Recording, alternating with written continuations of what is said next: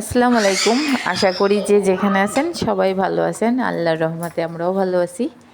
তো যেটা বলতেছিলাম সেটা হচ্ছে যে মেয়েরা মানে আমরা মেয়েরা একটু একটু করে মানে একটা সংসারকে গুছিয়ে রাখি আর গুছিয়ে তুলি।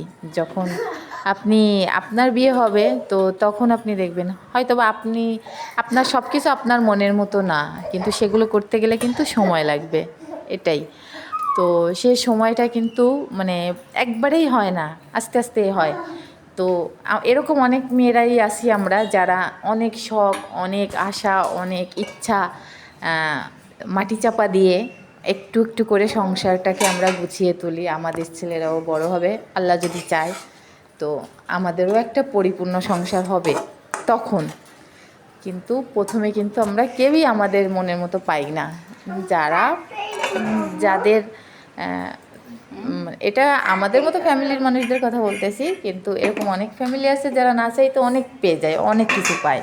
কিন্তু আবার অনেক মেয়েরাই আছে আমরা যারা মানে একটু একটু করেই সংসারটাকে গুছাই তুলি।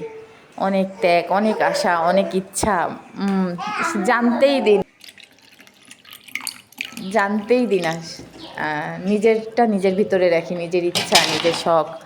কিন্তু যখন সেটা আমার হাজব্যান্ডে দেওয়ার মতো মানে দেখি, তখনই কিন্তু আমরা প্রকাশ করি যে আমার এটা না, এটা দরকার,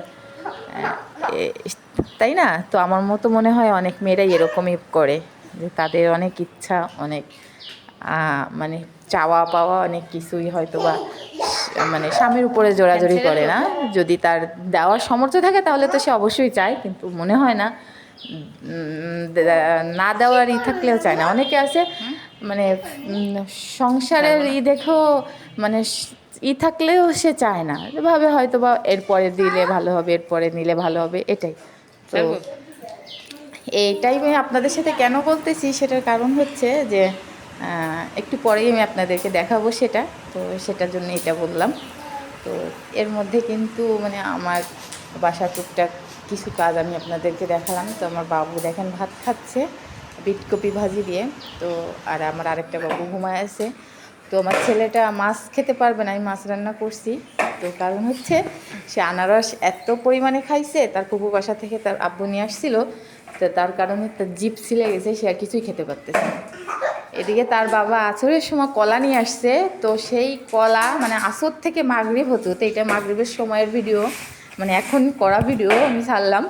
তো এখান থেকে মানে তার বাবা এক কলা নিয়ে আসছে, তো ঝুলাই রাখছে যে ওদের খেতে মন চাইবে ওরা নিবে। তো দুই ভাই এমন করতেছে যে সেই কলা ছিঁড়তেছে, খাচ্ছে, ফালাচ্ছে, নষ্ট করতেছে, করতে করতে দুইটা না তিনটা কলা আছে, এখন সেটাও সে করবে নিয়ে ছিঁড়তেছে। তো এটাই হলো ব্যাপার। আর তুমি খাও, এই যে এখন খাবে না, জোড়া কলা দেখে বলতেছে আমি এটা খাবো না, তোমরা খাও, এই হচ্ছে।